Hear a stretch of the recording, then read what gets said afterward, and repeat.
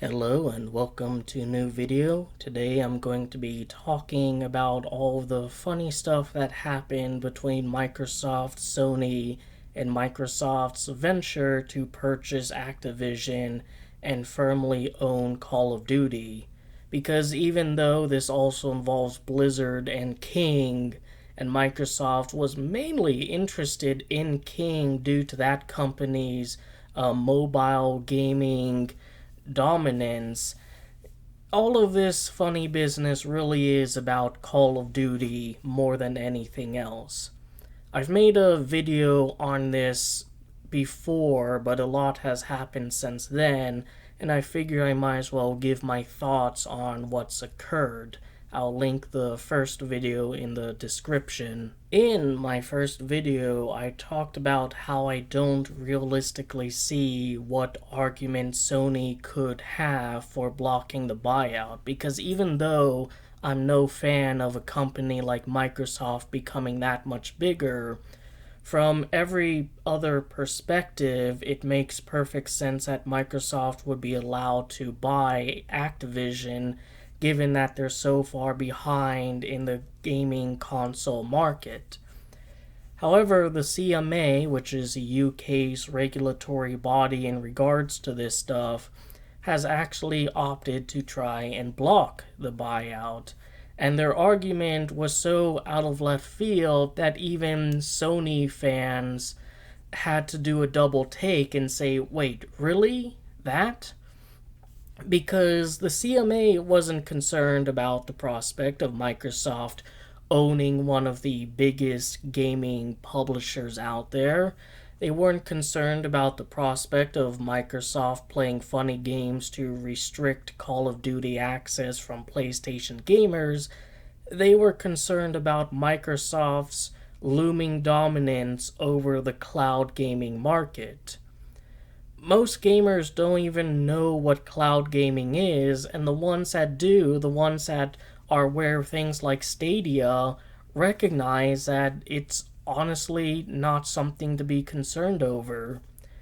Google tried to establish a cloud gaming venture for themselves with Stadia, but had to shut that venture down because it wasn't enticing to gamers, and the technology wasn't there to make it a viable alternative to either owning a console or playing on the PC using a storefront like Steam or Epic Games. So, for the CMA to say that Microsoft is not allowed to buy Call of Duty due to cloud gaming was a befuddling turn of events that ended up giving the UK a ton of scorn and ridicule, especially since later on the EU's own regulatory body decided that the buyout was perfectly fine and there's no major concern about Microsoft becoming a monopoly as a result of purchasing Call of Duty. Given that the UK wants to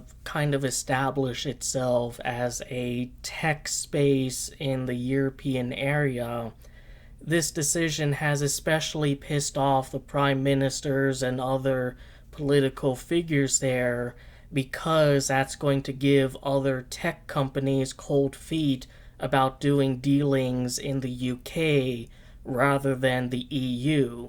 And they wouldn't even be in this situation if Brexit never fell through.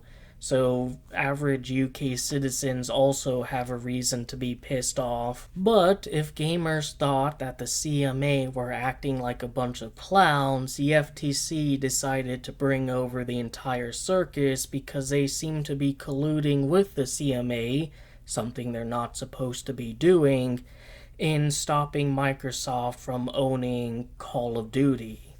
And this actually went to court, where some of it was public, and the funny things like discovery or having to testify under oath happens. So we end up learning a lot of things going on behind the scenes that we previously weren't privy to. For example, it turns out that the average PlayStation player plays Call of Duty for 5 hours in a year. not in a day, not in a week, not even in a month, in an entire year. And that's Sony's second most successful gaming franchise on their console behind Fortnite. In fact, Sony is heavily reliant on games like Call of Duty because it's also been found out that the big budget first party titles like God of War or The Last of Us, the cinematic experiences that cost them more $1 billion each, do not make back their budget. They are net losses for the company that are subsidized by games like Call of Duty and the microtransactions it offers. So now we understand why Sony was so fierce with this fight. It's because these games are important to the Sony ecosystem. If you think PlayStation, you're gonna think God of War, you're gonna think The Last of Us, but they aren't financially good for the PlayStation because they aren't even able to make back their budgets. So if for whatever reason Sony were to lose access to Call of Duty or have more restricted access, then they would have to start making games that can directly compete with COD financially, and that would mean making less cinematic walking sim, bow and arrow archery movie games. One thing that was found out that's probably going to fuck Sony in the ass down the line is that Sony has paid publishers and developers not to put their games on Game Pass. Game Pass is Microsoft's biggest venture in the console market. If you think Xbox, Microsoft wants you to think Game Pass. It's not a mandatory thing for the console, but it is a decent deal and one that gives gamers the opportunity to play games that they might not be interested in paying money for outright. Scorn, Ebb Software recently boasted that 2 million people played Scorn. 2 million players are not 2 million customers. A significant, I venture to guess, the majority of players of Scorn did so using Game Pass, because it offers a chance to play the game without feeling like you've actually purchased it. If Sony wants to argue that Microsoft is going to be a monopoly by virtue of owning Call of Duty, they can't do that while also simultaneously putting money into the system that restricts gamers from having the option to play the game on this subscription service. Now, a very simple question might be asked, well, couldn't developers and publishers just turn down Sony's money and say, no, we want our game on Game Pass? Sure, theoretically they could, but the problem is Sony is a very ruthless company in the gaming sector, hence why they've done this in general. And Sony is the predominant lead when it comes to the console market, especially if you decide to listen to them and not count Nintendo, which Sony has also put in work to restrict access to third parties for Nintendo throughout the years. I would not put it behind Sony to have an attitude of, that's a real nice game you got there, it'd be a shame if it wasn't allowed on the PlayStation. Now, make no mistake, this is not for larger game companies like BioWare or Bethesda or anything like that.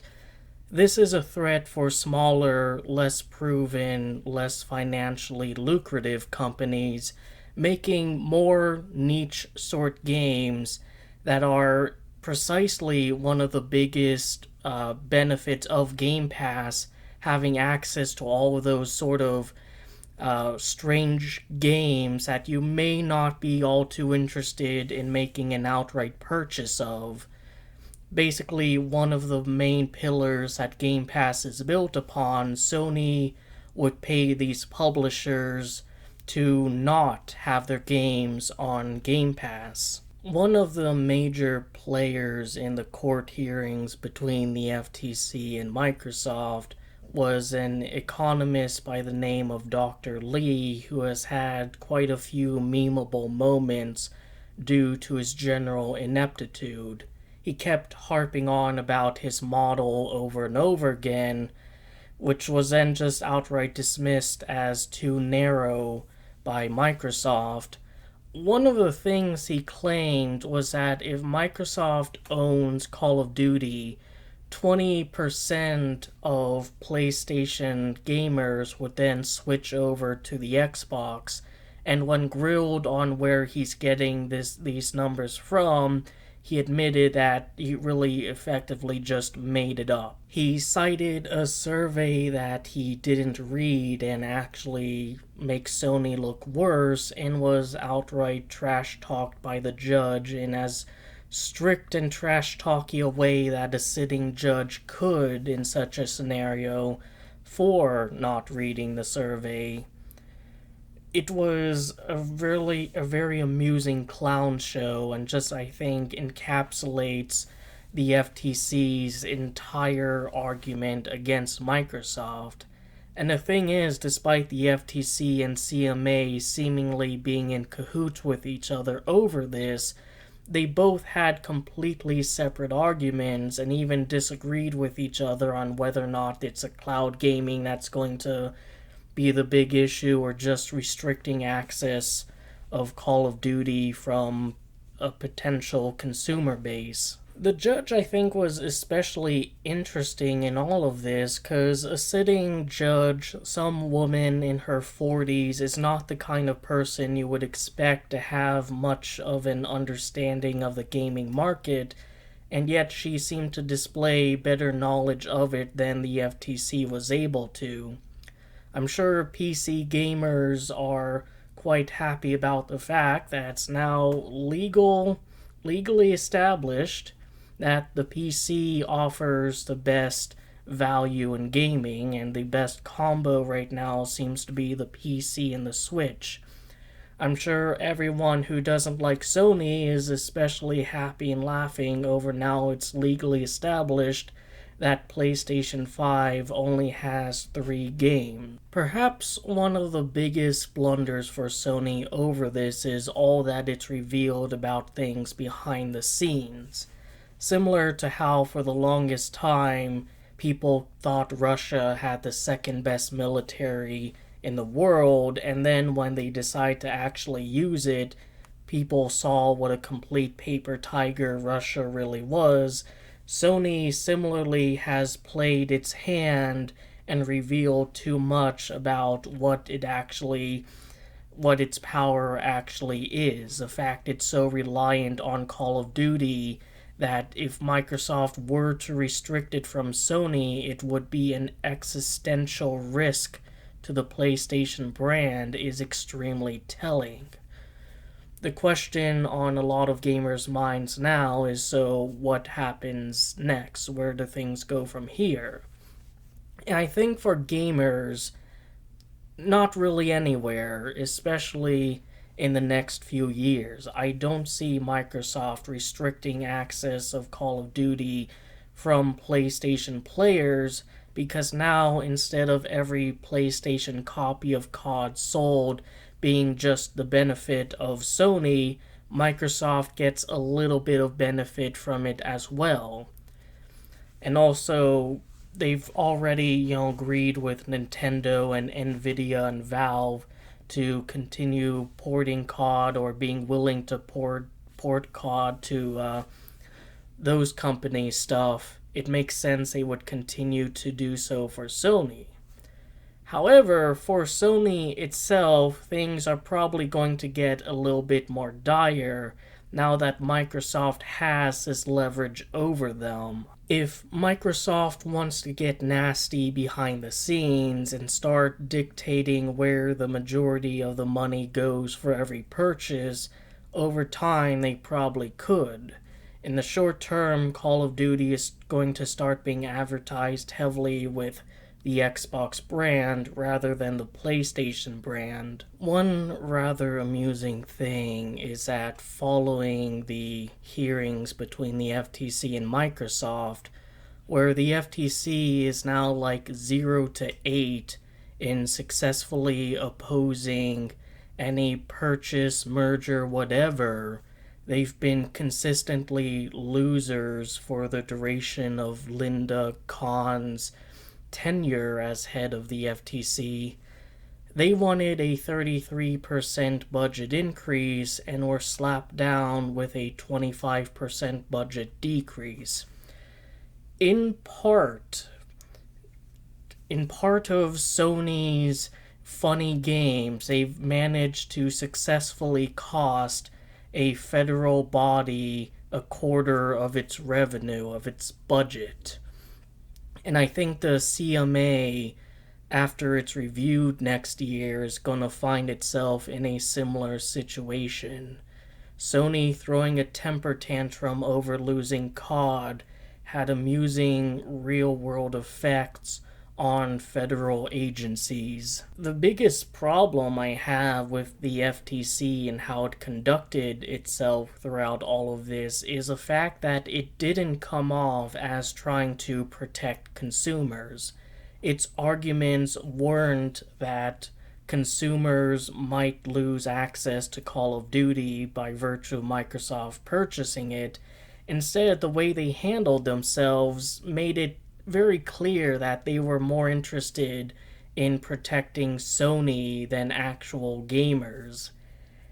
And that's probably the one big reason why they ended up losing so bad, because Microsoft kept making it very clear that they are going to continue to do what's in the best interest of gamers having access to these games. It's only Sony that's realistically likely to get punished in the short term and potentially even the long term, and that should not be a major concern for the FTC when Sony is already the dominant console distributor in the market. The fact that everyone conducted themselves so poorly over this has resulted in Microsoft, a multi-billion, probably at this point a fucking trillion-dollar company, looking like the downtrodden underdog who finally scored a much-needed win in the arena. That's how much everyone fucked up, and if Sony just signed an agreement to have access to COD for the next 10 years, they would have saved themselves a significant amount of trouble and potentially been able to then revitalize their own FPS IPs to compete against Call of Duty and establish itself as a more varied gaming market. Instead, they end up looking like the bad guys in all of this, and a company as large as Microsoft ends up looking like the good guy. Microsoft has played its hands extremely well in regards to this, and now the FTC's attempts at getting another hearing or anything like that have been denied. And the CMA seems to be negotiating with Microsoft, where Microsoft is probably going to have to give up an actual cloud gaming venture in favor of allowing them to continue to do business in the UK. Can there still be funny business in the future? Yes, we've seen that federal agencies are evidently willing to kick themselves in the balls to protect Sony. Anything could happen in the next few days, but realistically, I think the deal is going to close. Microsoft is going to own Call of Duty, and things will be pretty much the same as they've been previously for the next several years. While I wouldn't put it past this endless honking industry to put on another clown show, I do think that realistically we're in the end game and Microsoft is going to own these companies. But yeah, those are my thoughts on what's happened as of recent, or maybe not even so recent, in regards to this. I hope you enjoyed the video, that I gave you something to think about and otherwise entertained you. Take care.